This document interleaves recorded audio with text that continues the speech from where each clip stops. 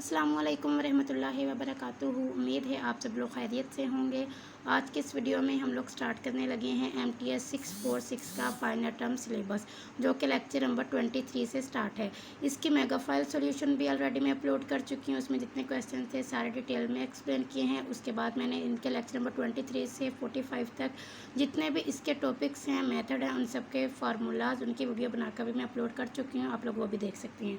आज हम इनका डिटेल में लेक्चर नंबर 23 से स्टार्ट करेंगे। इनके क्वेश्चन आंसर जो हमारा फर्स्ट टॉपिक है वो है जैकोबीज मेथड। जैकोबीज मेथड से रिलेटेड आपके कोई भी पेपर में एक एग्जांपल आएगी और आपने इस मेथड को लेके उस एग्जांपल को सॉल्व करना होगा। Jacobi's method and Gauss Seidel method, ये दोनों मेथड ऑलमोस्ट सेम है, जस्ट वन स्टेप का दोनों में डिफरेंस है। इन दोनों मेथड को आज के इस हम वीडियो में कंप्लीट डिस्कस करेंगे। चलिए स्टार्ट करते हैं। सबसे पहले हमारे पास एग्जाम्पल है find numerical solution of linear equation. इस तरह की आपको इक्वेशन गिवन होती है जैकोबीज मेथड में भी और गॉस सीडल मेथड में भी। ये आपके पास एक 3 इक्वेशंस होती हैं। आपने जैकोबीज मेथड को यूज़ करते हुए इसकी फर्स्ट इटरेशन निकालनी होती है। ये आपके शॉर्ट में भी आता है और लॉन्ग में भी अक्सर आ जाता है। कभी वो जस्ट फर्स्ट इटरेशन का पूछते हैं या वो ये कहते हैं फर्स्ट 2 इटरेशन, मतलब उसमें आपने फर्स्ट इटरेशन भी निकालनी होती है, सेकेंड भी निकालनी होती है। बट मोस्टली इतना लेंथी क्वेश्चन आपके पेपर में आता नहीं है, जस्ट फर्स्ट से ही रिलेटेड ही वो पूछते हैं। ज़रूरी नहीं कि यही वाला क्वेश्चन दे, क्वेश्चन चेंज भी हो सकता है। बस आपको सिर्फ मेथड पता हो कि इस टाइप का कोई भी क्वेश्चन आए जिसमें आपको जैकोबीज मेथड से रिलेटेड पूछा जाए तो आपने इन स्टेप्स को फॉलो करने हैं। बस आपने ये स्टेप्स अपने माइंड में रखने हैं। बाकी अगर आप इसकी प्रैक्टिस नहीं भी करेंगे, इतने ईजी स्टेप्स हैं, आपका वैसे ही हो जाएगा इंशाल्लाह। चलिए स्टार्ट करते हैं। सबसे पहले इन इक्वेशंस को आपने अरेंज करने हैं। इन इक्वेशंस को अरेंज आपने कैसे करना होगा वो मैं आपको बताती हूँ। सबसे पहले आपने ये करना ये है कि जो फर्स्ट इक्वेशन होगी ना, वहाँ पे आपने जो एक्स वाली वैल्यू है उसको जस्ट लेफ्ट साइड पे रखना है। बाकी जो भी वैल्यूज हैं उनको राइट साइड पे उठा के ले जाएं। अब यहाँ पे सिर्फ 83x यहाँ बचेगा और इसको ये 95 माइनस 11y प्लस 4z, ये इधर जाके माइनस का हो जाएगा, इधर जाके प्लस का हो जाएगा। उसके बाद हमारे पास x के साथ है 83। वो 83 को हम इधर ला के डिवाइड करेंगे क्योंकि हमें यहाँ पे जस्ट x चाहिए, इसके साथ कोई वैल्यू नहीं चाहिए। तो x के साथ 83 मल्टीप्लाई हो रहा है। जब हम इसको राइट साइड पर लेके आएंगे तो ये डिवाइड हो जाएगा। ये हमारे पास आ चुकी है x की वैल्यू। ये मैं बाद में बताऊँगी कि यहाँ पे हमने n+1 क्यों लिखा है। ठीक है, यहाँ पे हमने x की वैल्यू को सेपरेट किया जो कि हमारे पास बनी 1/83 95 माइनस 11y प्लस 4z। ठीक है, अब हम करते हैं सेकंड वाली से आपने y की वैल्यू को निकालना है। फर्स्ट वाली से x की वैल्यू को सेपरेट करना है, सेकंड वाली से y की वैल्यू को और थर्ड वाली से z की वैल्यू को। ये जितने भी स्टेप्स हैं बिल्कुल सेम है। जिस टाइप का भी क्वेश्चन होगा, बस अगर मेथड उसमें वो ये पूछेंगे तो आपने यही स्टेप फॉलो करनी है। फर्स्ट वाली से x को सेपरेट करना है, सेकंड वाली से y को, थर्ड वाली से z को, बिल्कुल इसी तरह। जब आप सेपरेट करेंगे बहुत ईजी स्टेप है। ये y का बन जाएगा 1/52। ठीक है, क्योंकि y के साथ 52 है तो यहाँ पे 52 इधर आके डिवाइड होगा। बाकी ये जो प्लस 7x इधर आके माइनस 7x प्लस 13z इधर जाके माइनस 13z हो जाएगा। यहाँ से हम लोग z को सेपरेट करेंगे तो ये 29 इधर आके डिवाइड होगा और ये जो दो वैल्यूज़ है इधर जाके इसके साथ माइनस हो जाएंगी। ये सारी चीज़ें हमने यहाँ पे लिख ली। अब लिखने के बाद अब आपने क्या करना है, सिंपल आपने ये करना है कि जो आपने x y z को यहाँ पे सेपरेट किया है, हमने फर्स्ट इटरेशन निकालनी है तो हम इनके ऊपर लिख देंगे n+1 n+1 n+1 इन तीनों के ऊपर। और बाकी जो आपके पास अंदर वैल्यूज़ होंगी यहाँ पे इनके ऊपर आपने लिख देना है। जहाँ पर भी x y z है इनके ऊपर लिख दें आप लोग n। ठीक है, यहाँ पे x n+1 y n+1 z n+, जो कि लेफ्ट साइड पे हैं। राइट साइड पे जो भी वैल्यूज़ हैं उनके ऊपर आपने x की पावर n, z की पावर n, y की पावर n, ये इनको कर देना है। ये था आपका फर्स्ट स्टेप ये हो चुका है। अब आपने स्टार्ट करना है इसका सोल्यूशन। ये अगर आपने निकाल लिया तो समझ लें आपका मोर देन हाफ क्वेश्चन जो है वो बिल्कुल करेक्ट है। जब भी आपने फर्स्ट इटरेशन निकालनी है, फर्स्ट इटरेशन के लिए हम n की वैल्यू 0 पुट करते हैं, सेकंड इटरेशन के लिए n की वैल्यू 1 पुट करते हैं, थर्ड इटरेशन के लिए n की वैल्यू 2 पुट करते हैं। और ये अक्सर आपके एमसीक्यू में पूछते हैं कि अगर हमने फर्स्ट इटरेशन निकालनी है तो n की वैल्यू हम 0 पुट करेंगे या 1 पुट करेंगे। तो आपने याद रखना है फर्स्ट इटरेशन में n की वैल्यू हमेशा 0 पुट की जाती है। n की वैल्यू 0 पुट करने का मतलब है यहाँ पर भी हम n की जगह 0 पुट करेंगे, यहाँ पर भी 0 पुट करेंगे, यहाँ पर भी 0 पुट करेंगे, यहाँ पर भी, यहाँ पर भी, यहाँ पर भी। जब इन सब की जगह 0 पुट करेंगे तो एक बात याद रखिएगा, x की पावर 0, y की पावर 0, z की पावर 0, ये हमेशा 0 के इक्वल होता है। x की पावर 0 का आंसर भी हमेशा 0 होता है, y की पावर 0 का मतलब भी हमेशा 0 होता है, z की पावर 0 का मतलब भी 0 है। क्योंकि हमने ये पढ़ा था अपने मैथ का एक रूल होता है कि किसी भी हम वेरिएबल या किसी की पावर भी जब हम 0 लेते हैं तो इसमें इसका आंसर वैसे उसका आंसर 1 होता है, पर यहाँ पर हमने उसका 0 लिखना है। बस जहाँ पर भी जैकोबीज ये गॉस सीडल मेथड जहाँ पर भी ये जिक्र हो गया x की पावर 0, y की पावर 0, z की पावर 0, इसको हम लोग लेते हैं फर्स्ट इटरेशन में 0 0 0 के इक्वल।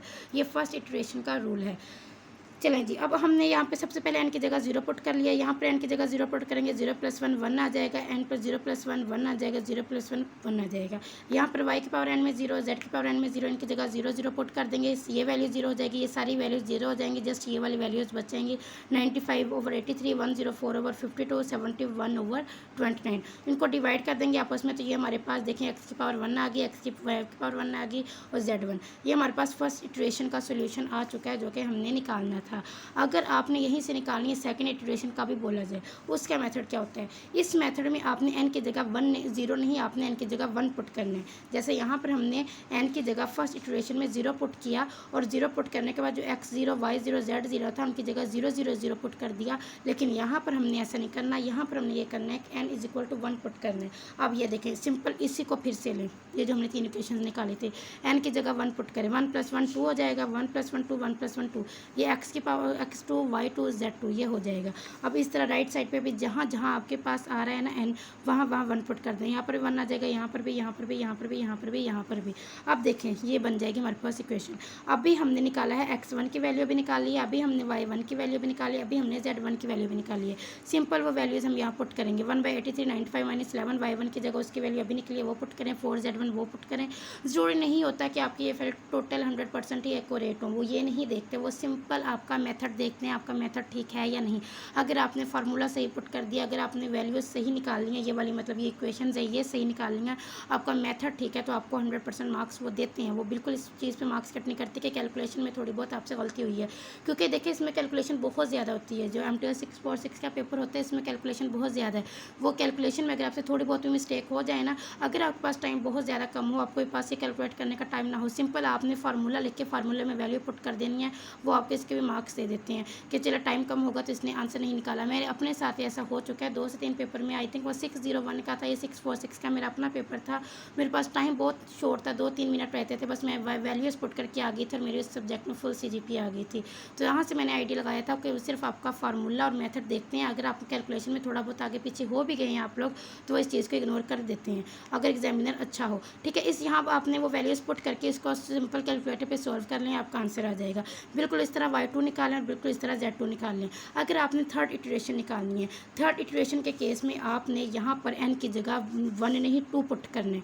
थर्ड इटरेशन में n की जगह 2 पुट करेंगे, यहाँ पर 2 पुट करेंगे, 2 + 1 3, 2 + 1 3, 2 + 1 3, x3 y3 z3 हो जाएगा।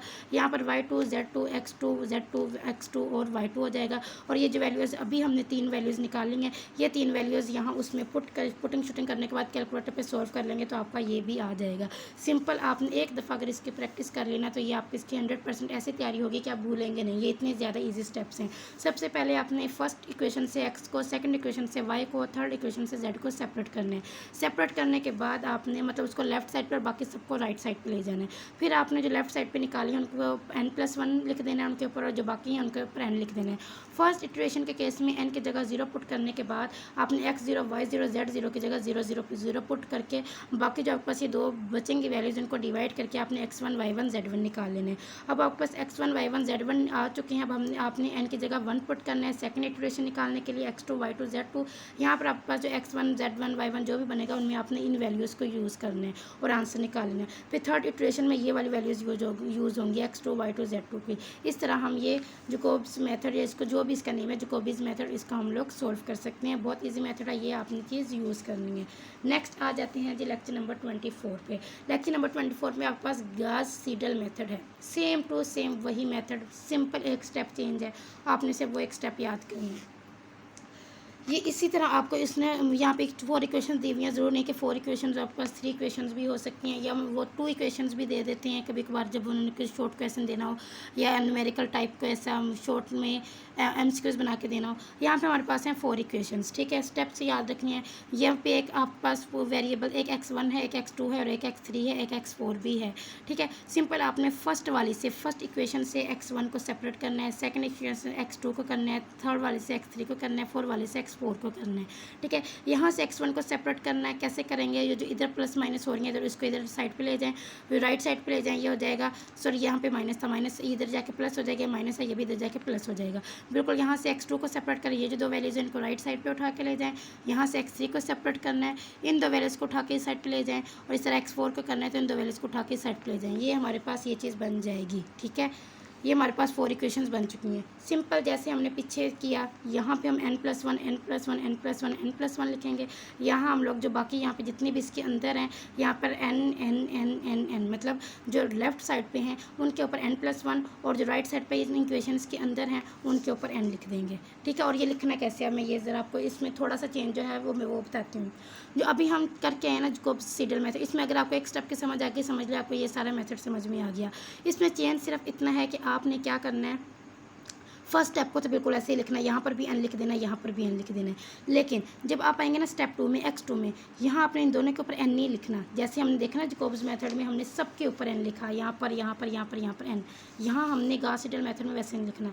इसमें हमने फर्स्ट वाले में तो n लिखना है, बट जब हम सेकंड वाले को देखेंगे ना, सेकंड वाले में अगर कहीं पे ऊपर वाला आ रहा है मतलब x1 आ रहा है तो उसके ऊपर हम n+1 लिखेंगे, और अगर x4 आ रहा है मतलब x2 से बड़ा कोई आ रहा है, x4 देखें ना, x1 छोटा है, फिर x2 आता है, फिर x3 आता है, फिर x4 आता है, तो अगर x2 से पीछे वाला कोई आ रहा है आपने उसके ऊपर n+1 लिखना है। x2 से आगे वालों में से कोई आ रहा है तो आपने उसके ऊपर n लिखना है। देखें आप इस तरह x3 को देखें, अगर x3 से पीछे वाला कोई आ रहा है आपने n लिखना है, x3 से आगे वाला अगर x4 आ रहा है तो आपने इसके ऊपर n लिखना है। यहाँ x4 है इसके ऊपर n आएगा, यहाँ x1 है तो इसके ऊपर n+1 आएगा।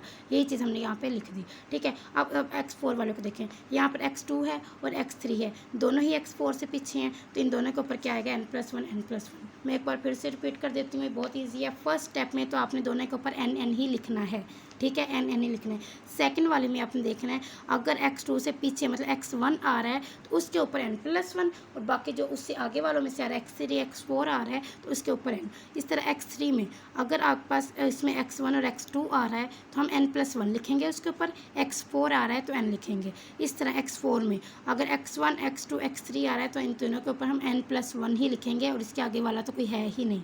मतलब जब आगे वालों को हम देखेंगे तो हमने पीछे वाला अगर x2 के केस में x1 आ रहा है तो n+1, x3 आ रहा है तो जस्ट n।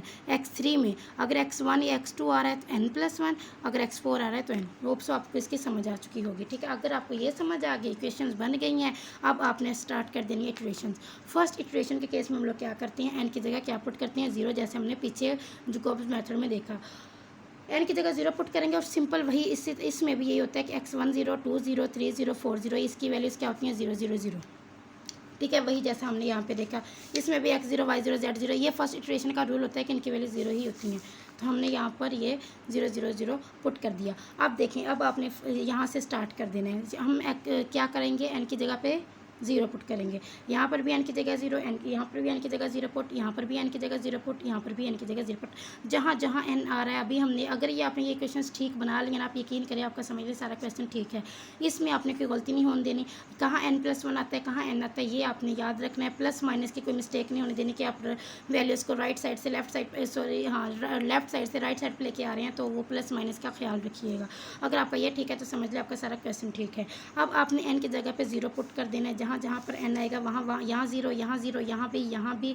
अब देखें जहाँ पर n+1 है वहाँ पर हम 0+1 करेंगे ना, क्योंकि हम n की जगह 0 पुट कर रहे हैं। तो 0+1 इस केस में भी क्या हो जाएगा, 1। इस केस में 0+1 क्या हो जाएगा, 1।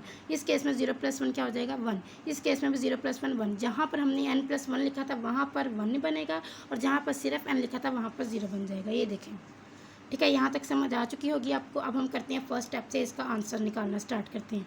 अब इसमें देखें, ये हमारे पास ये इक्वेशन थी, और इसमें देखें x2n है, n की जगह 0 पुट किया। ठीक है, ये 0 आ गया। अब यहाँ पे x3n था, यहाँ पर भी 0 पुट किया। फर्स्ट इक्वेशन में देखें, ये उन्होंने खुद बताया हुआ x2 भी 0 है, x2 0, दोनों केस में x2 आ रहा है, ये दोनों 0 हैं। यहाँ पर भी 0, यहाँ पर भी 0, 1/2 इसको आप डिवाइड करेंगे तो आपके पास ये आंसर आ जाएगा।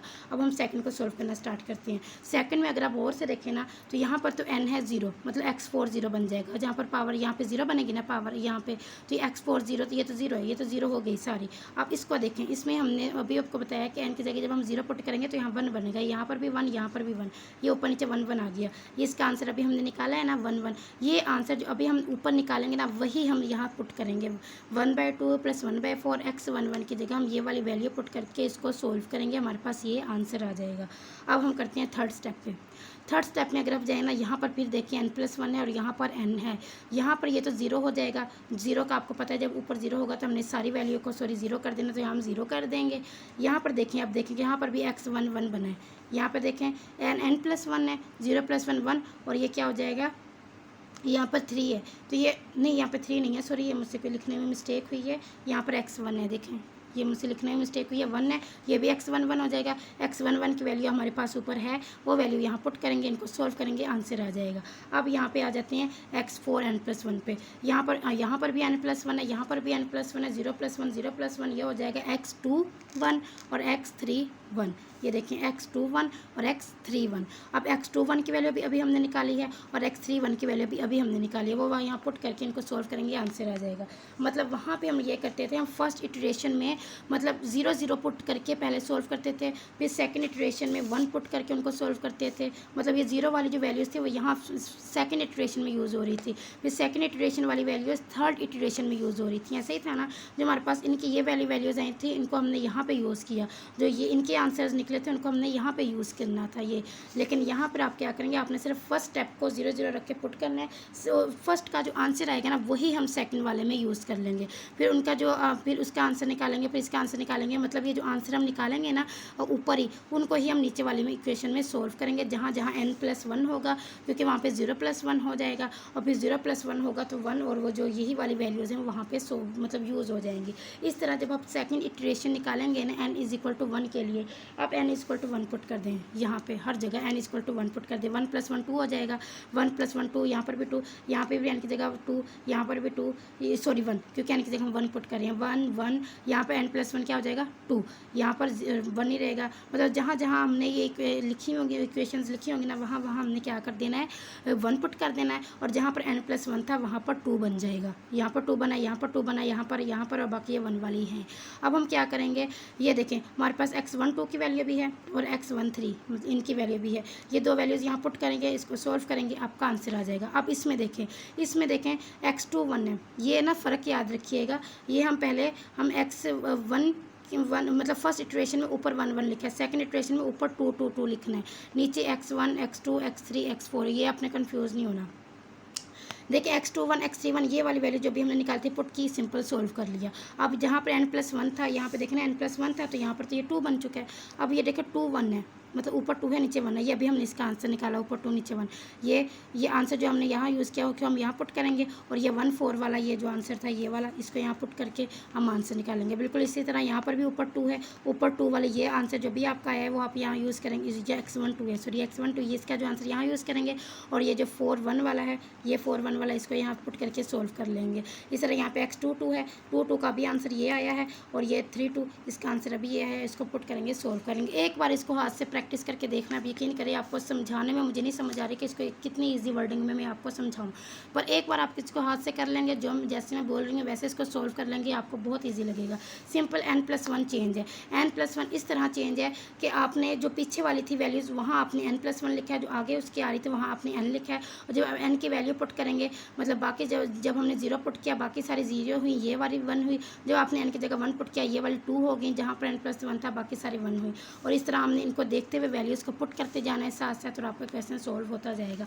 ये बहुत ईजी है, ये दोनों जो क्वेश्चन हैं इनकी आपने अच्छे से प्रैक्टिस करनी है, ठीक है। नेक्स्ट है जी लेक्चर नंबर 25, बहुत ईजी इसमें भी आपने ना यही 2 मेथड यूज़ करनी है, एक जैकोब्स मेथड और एक गॉस सीडल मेथड, ये दोनों मेथड यूज़ होंगे। लेकिन ये है कि इसमें ना एक और फार्मूला है, वो हीट इक्वेशन का फार्मूला है, उसको देखते हुए हमने सोल्व करना है। इसमें ना आपके पास वो खुद बताएंगे कि आपने जैकोब्स मेथड से निकालना है या गॉस सीडल मेथड से निकालना है। यहाँ पहला जैकोब्स के मैं बताऊँगी, इसका नेम मुझे सीरियसली प्रोनाउंस करना नहीं आता, इसको जैकोब्स बोलेंगे, जैकोबिस क्या जो भी बोलेंगे इसको, ठीक है। और आपने सिंपल ये करना है, जो आप वो आपको खुद इनका फार्मूला सेम है, जैकोब्स का और गॉस सीडल मेथड का जो फार्मूला है ना इटरेटिव मेथड के लिए हीट इक्वेशन में, दोनों का फार्मूला बिल्कुल सेम है। वो ये वाला फार्मूला है जो कि मैंने आपको मेगा फाइल सोल्यूशन में करवाया था। और ये फार्मूला शॉर्ट में अक्सर पूछते हैं कि इसको मतलब सिर्फ लिखना होता है कि आप राइट जैकोब्स इटरेटिव स्कीम या फॉर हीट इक्वेशन, मतलब ये जो फार्मूला है ये जैकोब्स के लिए गॉस सीडल मेथड दोनों के लिए 100% सेम ये फार्मूला है। इनको आपने पक्का याद करना है शॉर्ट क्वेश्चन के लिए। अब ये आपका इसके लिए भी सेम है, गॉस सीडल मेथड के लिए भी सेम है, लेकिन थोड़ा सा चेंज है, वही स्टेप का चेंज है जो यहाँ पे चेंज है। जब हम इटरेशन से निकालें, बाकी शुरू में सारे स्टेप्स ऑलमोस्ट सारे के सारे सेम है। जब हम इटरेशन निकालने लगेंगे ना, उसी तरह आपने गॉस सीडल मेथड में यहाँ n+1 और n पुट करना है, और जैकोब्स मेथड के केस में आपने जब फर्स्ट इटरेशन निकालेंगे हर जगह 0 0 पुट करना है, सेकंड में हर जगह 1 1 1 पुट करना है, सेकंड में हर जगह मतलब इस तरह बिल्कुल जो मैं आपको अभी बताया उसी तरह करना है।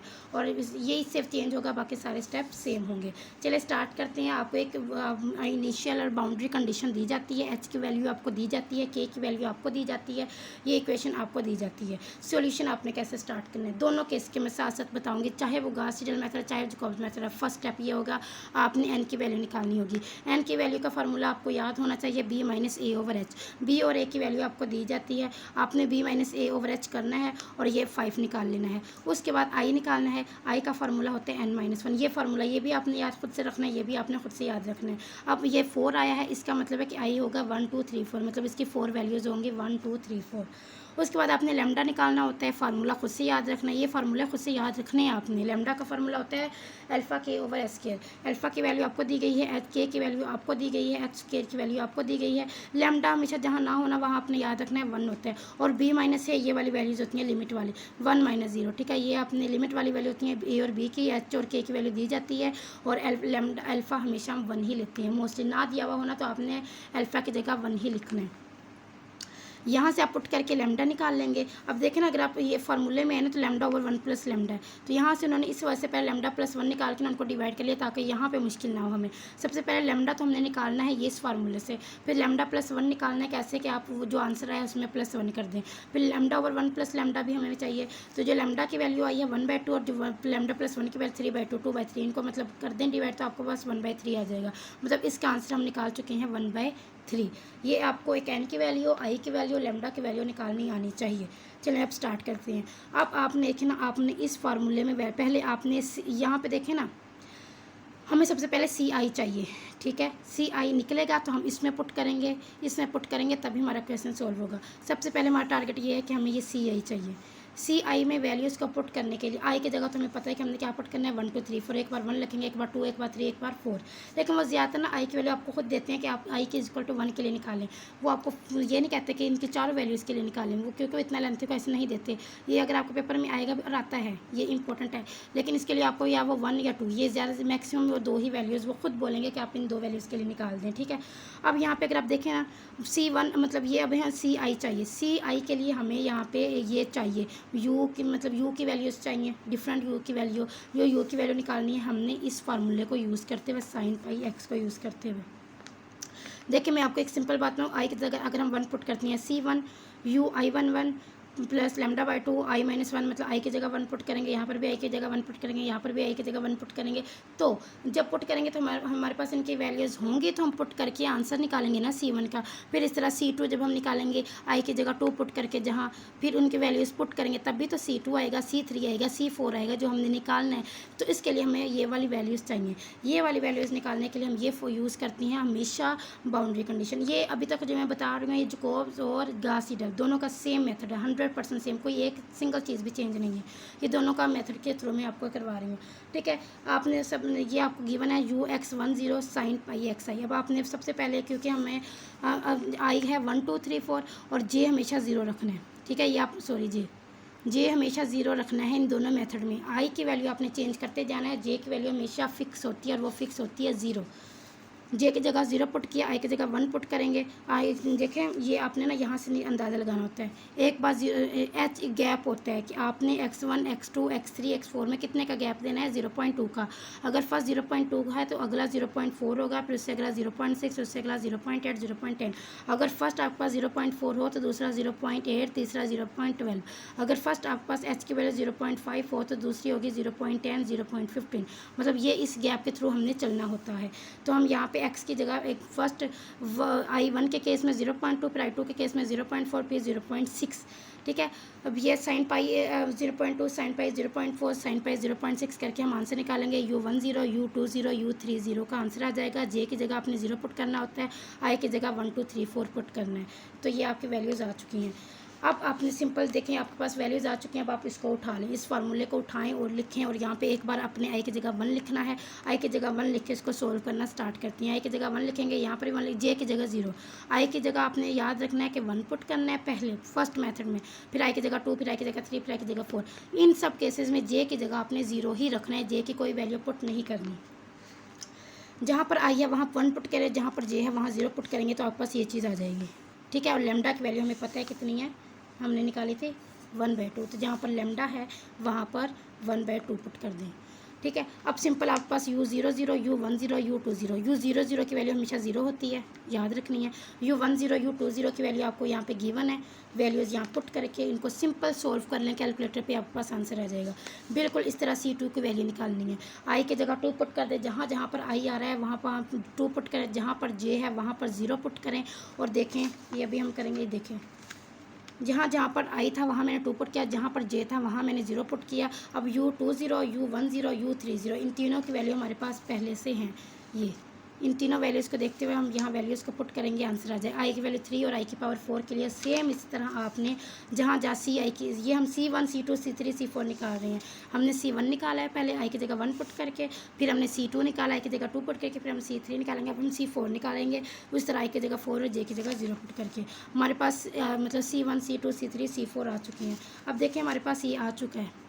अब हम सिंपल इस वैल्यू में ये फार्मूला लिख के यहाँ पे हम लोग U1, U2, U3, U4 निकाल सकते हैं, क्योंकि हमारे पास ये वाली वैल्यूज़ भी हैं, हमारे पास ये वाली वैल्यू भी है, हमारे पास ये भी आ चुकी है, ये भी आ चुकी है। चलिए स्टार्ट करते हैं। और सबसे पहले आपने क्या करना, I = 1, I = 1 करेंगे। जहाँ जहाँ पर आई है वहाँ वहाँ 1 पुट कर दी। इस फार्मूले में यही वाला फार्मूला मैंने लिखा है, जहाँ जहाँ पर आई था वहाँ वहाँ मैंने क्या पुट कर दिया, 1। फिर I = 2 के लिए इक्वेशन बनाई, ये अभी हम इक्वेशन बना रहे हैं। जहाँ जहाँ पर आई है वहाँ वहाँ 2 पुट कर दें। I = 3, जहाँ जहाँ इस यहाँ पर आई था वहाँ वहाँ 3 पुट कर दें। I4, जहाँ जहाँ आई था वहाँ वहाँ 4 पुट कर दें। मतलब यहाँ 4 - 1 3 हो जाएगा, यहाँ 4 + 1 5 हो जाएगा, ठीक है। तो ये इस तरह मतलब जहाँ पर आई था वहाँ पर आपने 1, जहाँ आई था 2, I3 था, I4। ये आपके पास 4 इक्वेशंस बन चुकी हैं। हम कौन से, यहाँ पर आएगा चेंज, हम कौन सा मेथड कर रहे हैं अभी, जैकोब्स मेथड। जैकोब्स मेथड में जब फर्स्ट इटरेशन निकालते हैं हम क्या पुट करते हैं, n की जगह 0। ये हम पीछे अभी करके आए हैं। जहाँ जहाँ पर n आ रहा है वहाँ वहाँ 0 पुट कर दें। यहाँ पर भी, यहाँ पर भी, यहाँ पर भी, यहाँ पर भी, यहाँ पर भी, यहाँ पर भी, ये जहाँ जहाँ n आएगा वहाँ वहाँ 0 पुट कर दें। देखें अभी हम पीछे करके आए हैं। फर्स्ट इटरेशन में जैकोब्स में फर्स्ट इटरेशन में n की जगह 0 पुट करते हैं। n की जगह 0 पुट किया तो ये सारी वैल्यूज़ अब आपके पास ये सारी वैल्यूज़ हैं, इनके आंसर हैं। ये देखें C1 का आंसर भी है, C1 की जगह उसका वैल्यू पुट करेंगे। U10 इसका आंसर भी है, आंसर पुट करेंगे 0 0। हमें जब ऊपर नीचे 0 है तो ये तो 0, मतलब जिसकी वैल्यू आपको ना गिवन है समझ लो इसका आंसर 0 है। U10 वैल्यू आपको क्या हमने पीछे अभी निकाली है U10 की, ये देखें ये वैल्यू आप देखेंगे पुट करेंगे आपका आंसर आ जाएगा। अब U20 निकालना है। U20 के केस में U10, U30 अभी हम निकाल चुके हैं, C2 की वैल्यू अभी हम निकाल चुके हैं। सिंपल कैलकुलेटर पे सॉल्व करके आंसर U31 इस तरह। ये जो आपने यहाँ पर n की जगह 0 0 पुट किया है, हर जगह n की जगह 0 0 पुट करना है, ठीक है। तो आपने फर्स्ट इटरेशन निकाल लेनी है, ठीक है। उसके बाद आपने सेकेंड इटरेशन में n की जगह 1 पुट करना है। सेकेंड में n की जगह क्या पुट करना है, 1। यहाँ पर 1, यहाँ पर भी, यहाँ पर भी, यहाँ पर भी, यहाँ पर भी, यहाँ पर भी, यहाँ पर भी, यहाँ पर भी। अब जब फर्स्ट इटरेशन में आपके पास ये आंसर्स आए होंगे ना, ये आंसर्स आप सेकंड इटरेशन में यूज़ करके सेकंड इटरेशन निकाल लेंगे। मोस्ट ऑफ सेकंड इटरेशन का बोलते नहीं है, प्रैक्टिस जो आपने करनी है फर्स्ट इटरेशन का प्रैक्टिस लाजमी करनी है आपने। वो फिर थर्ड इटरेशन में ये वाली वैल्यूज यूज़ हो जाएंगी। ये सिंपल ऐसे, ये जैकोब्स मेथड की है अभी हमने, ठीक है। अब हम करते हैं, यहाँ तक मेथड बिल्कुल सेम था आपका जो उसका था जैकोब्स का और गॉस सीडल का। अब आपको पता है गॉस सीडल में आकर एक स्टेप यहाँ पे चेंज हो जाता है। वो स्टेप ये होता है कि जब फर्स्ट में तो हम n ही लिखते हैं, लेकिन सेकंड में हम क्या करते हैं, जब देखें यहाँ पे U2n+1, यहाँ पे अब मैं गॉस सीडल मेथड समझा रही हूँ। गॉस सीडल मेथड में जब U1 की बात होगी ना तो हम ऊपर n+1 लिखेंगे, जब U3 की बात होगी तो ऊपर n लिखेंगे। अब U3 वाली इक्वेशन में जब U2 की बात होगी तो n+1 लिखेंगे, जब U4, यहाँ पे U4 है, U4 की होगी तो n लिखेंगे। यहाँ पर देखें U3n है और U5n है। U5 वाले में तो हम लोग n ही लिखेंगे, लेकिन U3 से पीछे आ रहा है तो यहाँ पर हम n+1 लिखेंगे। ये देखें सिंपल वही चीज़ है, बिल्कुल वही चीज़ है। बट देखें जो हमने अभी मेथड में पीछे समझ के आए हैं ना, बिल्कुल वही चीज़ हमने लिखी है कि अगर पीछे वाला कोई आ गया ना सेकंड इक्वेशन में, तो हम उसकी जगह n+1 और यहाँ पर n आएगा, सॉरी फर्स्ट वाले में तो दोनों n ही होते हैं। सेकंड वाले में अगर पीछे वाला कोई आ गया तो n+1, आगे वालों में से कोई आ गया तो हम n। यहाँ पर देखें U2 है, U2 इससे पीछे आ रहा है ना, तो हमने ऊपर n+1 लिखा हुआ है। U4 इसके बाद आ रहा है तो हमने ऊपर n ही लिखा हुआ है। अब U4 वाले में देखना U3 और U5 बन रहे हैं, और U3 और U5 दोनों, U5 उसके बाद में आएगा U4 के, तो इसलिए हमने सिर्फ n लिखा है, और U3 पहले आता है तो हमने n+1 लिखा है, बाकी ये वाली वैल्यूज़ सिंपल। अब देखें आपने फर्स्ट इटरेशन में क्या करना होता है, n की जगह 0, जहाँ जहाँ n है वहाँ 0 पुट कर दें। पुट करने के बाद आपने उनको सोल्व कर लेना है। देखें पहला निकाल देती हूँ मैं। पहला ये n की जगह 0 पुट किया, n की जगह 0 पुट कर दें, यहाँ पर भी n की जगह 0 पुट कर दें, ये हो जाएगा 0 0, और यहाँ पर भी हो जाएगा 0 0। ये सॉरी n की जगह 0 पुट करेंगे, हाँ n की जगह 0 पुट किया, 0 0 0 0, ये इसको सोल्व कर लेंगे। उसके बाद ये यहाँ पे C1 की वैल्यू अभी हम निकाल चुके हैं, वो 2/3, इनको सोल्व करेंगे, आंसर आ जाएगा। अब जब आप U21 निकालेंगे, यहाँ पर देखिए n+1 है, तो हम 0 + 1 क्या हो जाएगा, 1 हो जाएगा, तो ये बन जाएगा U11 अभी हमने निकाला है, मतलब जो अभी हमने आंसर निकाला ना, वो हम सेकंड इक्वेशन में यूज़ करेंगे। इसी तरह इस गॉस सीडल मेथड में हमने जब मेथड इसका देखा था ना, इसमें भी हमने यही चीज़ देखी थी, ये वाली, कि हम जब फर्स्ट इक्वेशन का ही आंसर जब हम निकाल लेते हैं ना, तो वही वाला आंसर हमारा सेकंड इक्वेशन में यूज़ होता है। फिर जो पहले 2 होते हैं वो थर्ड में यूज़ हो जाती हैं। इसी तरह मतलब ये जो पहले 3 होते हैं, इनमें से कोई एक 4 वाली में यूज़ हो जाता है। तो सिंपल इस तरह जो आपने U11 का आंसर निकाला होगा वो यहाँ पर यूज़ करेंगे, बाकी सिंपल वैल्यूज़ पुट करेंगे, आपके पास आंसर आ जाएगा। U31 में भी उसी तरह आपने जो वैल्यूज़ आपके पास आएंगे वो पुट करेंगे, आंसर निकालेंगे, और इस तरह U41। अगर आपको इसकी प्रैक्टिस करने के बाद भी समझ ना आए, आपने मुझे मैसेज करना है, मतलब आप व्हाट्सएप ग्रुप ज्वाइन कर सकते हैं, वहाँ पर मुझे मैसेज कर सकते हैं। इंशाल्लाह ये मैं आपको अगेन समझा दूँगी, बहुत ईजी स्टेप हैं, सिंपल। अगर आपने पहले आपने क्या करना है, Gauss method, Gauss Seidel method, ये जो लेसन नंबर 23 एंड 24, इनको आपने एक बार अपने हाथ से लाजमी करना है। अगर आपने ये 2 क्वेश्चन अपने हाथ से कर लिए ना, तो ये जो आपके नीचे वाले ये स्टेप्स हैं ना, फर्स्ट और सेकंड इटरेशन जो अभी हमने निकाली हैं, इसमें आपको ज़रा जितनी मुश्किल नहीं होगी। अगर आपने वो अच्छे से कर लिए हैं तो ये आप खुद से कर लेंगे, इतने ज़्यादा ईजी हैं ये। इसके इनके जो स्टेप्स हैं ये आपने अच्छे से करने हैं, ये जो स्टेप्स इसके जितने भी हैं, ठीक है। ये वाले स्टेप्स के हम n कैसे निकालने हैं, हमने b कैसे, लैम्डा कैसे निकालने हैं, i कैसे निकालने हैं, फिर हमने U10 U20 ये कैसे निकालने हैं। और ये बहुत ज़्यादा रिपीट होने वाले एग्जाम्पल है। लेक्चर नंबर 23 24 25 तीनों ही सब्जेक्टिव के लिए बहुत इंपॉर्टेंट है। ये वैल्यूज़ कैसे निकालती हैं, फिर हम ये फिक्स रख के जे को, फिर हम ये सब कुछ कैसे करते हैं, ये सारा आपने अच्छे से करना है। एक बार इसके हाथ से प्रैक्टिस करनी है, ना समझ आए तो आपने मुझे मैसेज करके पूछ लेना है, इंशाल्लाह मैं दोबारा समझा दूँगी। आप कमेंट बॉक्स में पूछ सकते हैं, इंशाल्लाह मैं आपको अच्छे से गाइड कर दूँगी। अपना बहुत सारा ख्याल रखिएगा। चैनल पर नहीं होते हैं तो काइंडली सब्सक्राइब करके जाइएगा, अच्छा सा कमेंट करके जाइएगा। जज़ाकल्लाह, अल्लाह हाफ़िज़।